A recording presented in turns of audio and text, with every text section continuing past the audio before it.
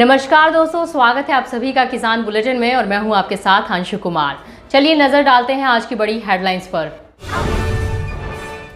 कन्नौज में करोड़ों की लागत से बना काउ मिल्क प्लांट हुआ बंद। किसानों के सामने खड़ी हुई दूध बेचने की समस्या। पशुधन बीमा योजना में बड़ा बदलाव करेगी केंद्र सरकार। पिछले साल एक भी पशु का नहीं हुआ था बीमा। जब कोराजन कर रहा है समस्याओं का समाधान तो काहे चिंता में बैठा है गन्ना किसान। गांव-गांव तक एफएमसी पहुंच रहा है कोराजन के साथ और कर रहा है सफलता की बात। मेरा नाम आशीष चौधरी है जी। ये जानना चाह रहे हैं कि आप कोराजन का कैसे इस्तेमाल करते हैं। पहले पानी से पहले बुआई पर 40 से 45 दिन का पौधा आपका हो। जब ट्रंचिंग करी जा 1 एकड़ में 150 ml दवाई के साथ कम से कम 400 लीटर पानी का इस्तेमाल जरूरी है। ईस्ट या west, Coragen is the best. Coragen में है रेनेक्सपेर की शक्ति जो कंसुआ और चोटी भेदक से देता है लंबी सुरक्षा और दमदार पैदावार। तभी तो माने जन जन सफलता की कुंजी कोराजन। दूध उत्पादकों के लिए इस समय बड़ी समस्या खड़ी हो चुकी है, खासकर उत्तर प्रदेश के कन्नौज में, जहां तिरवा क्षेत्र में करोड़ों की लागत से बना काउ मिल्क प्लांट बजट के अभाव के चलते बंद होने की कगार पर आ गया है। वैसे तो लगभग 6 महीने से ही ये प्लांट बंद पड़ा है, मगर अब इस पर हमेशा के लिए ताला लटकने की संभावना बढ़ती जा रही है। जानकारी के लिए आपको बता दें कि उत्तर प्रदेश में किसी भी मिल्क प्लांट से बेहतर और आधुनिक सुविधाओं से लैस ये प्लांट 2018 में बनकर तैयार हुआ था।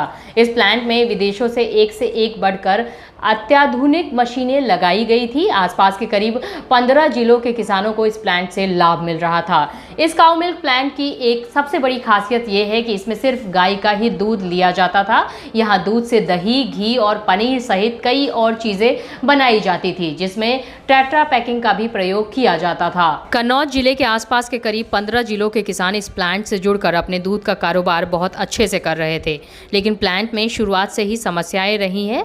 प्लांट तैयार होने के 1 साल बाद तक तो प्लांट चालू ही नहीं हुआ था, लेकिन जब चालू हुआ तो जैसे तैसे तत्कालीन अधिकारी इसको धक्का मार मार कर चलाते रहे। इसकी मुख्य वजह है प्लांट को सरकार की ओर से कोई भी बजट नहीं मिल पाना, जिसके चलते इस काउ मिल्क प्लांट के हालात दिन प्रतिदिन खराब होते गए और प्लांट बंद हो गया। प्लांट के नए प्रभारी मनीष चौधरी ने बताया कि प्लांट करीब बीते 6 महीने से बंद है। प्लांट में हर महीने का खर्चा 40 से 50 लाख रुपए है, लेकिन सरकार की ओर से इसे आर्थिक मदद नहीं मिल रही है। ऐसे में प्लांट को बंद करना पड़ा। किसानों को बेहतर सुविधाएं और सहूलियत देने के लिए सरकार द्वारा तरह तरह की योजनाएं चलाई जा रही है। वहीं पशुपालन को बढ़ावा देने की तरफ भी ध्यान दिया जा रहा है, जिसके चलते पशुधन बीमा योजना संचालित की जा रही है। ये एक ऐसी योजना है जिसके बारे में अधिकांश किसान और पशुपालक को पता ही नहीं है। दरअसल हाल ही में आए नए आंकड़ों की माने तो 2022-23 के दौरान एक भी किसान ने पशुधन बीमा नहीं कराया, जो अपने आप में ही एक चिंता का विषय है।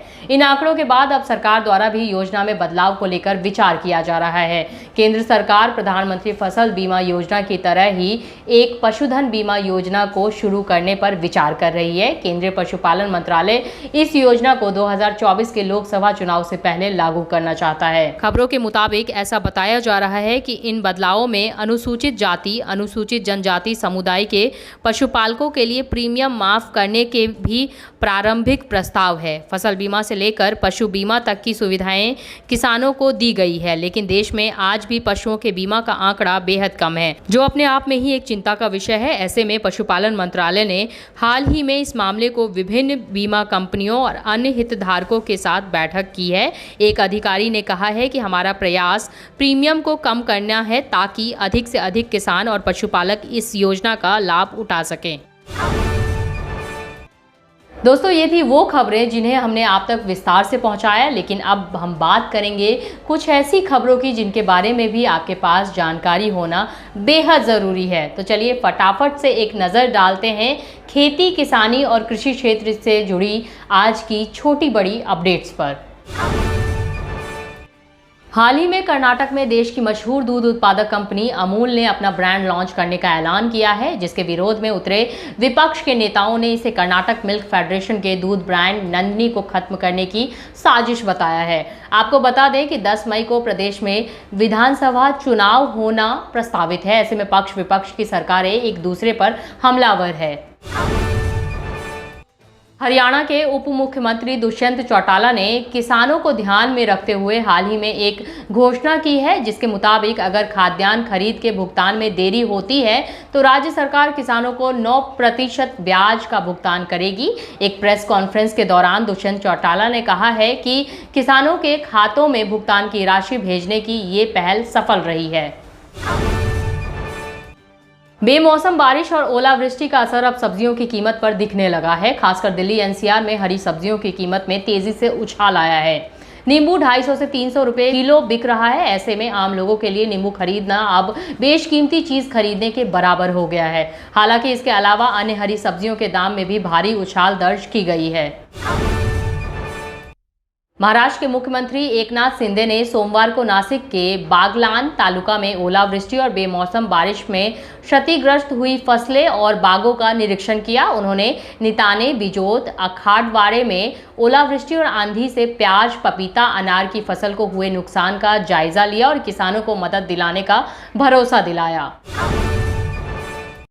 जम्मू कश्मीर में कश्मीरी अखरोट के उत्पादन को कैसे बढ़ाया जाए, इसके लिए कुछ प्रदेशों में एक बड़ा प्रोजेक्ट चल रहा है। अगर सब कुछ ठीक ठाक रहा तो इसी प्रोजेक्ट की कड़ी में उत्तराखंड कश्मीरी अखरोट का एक बड़ा बाजार बनकर उभरेगा। इसके लिए वहां बड़ी संख्या में अखरोट के पौधे लगाए जा रहे हैं। इतना ही नहीं, अरुणाचल प्रदेश में अखरोट की नर्सरी बनाया जा रहा है। इसके लिए central institute of temperate horticulture Srinagar, Kashmir लगातार काम कर रहा है।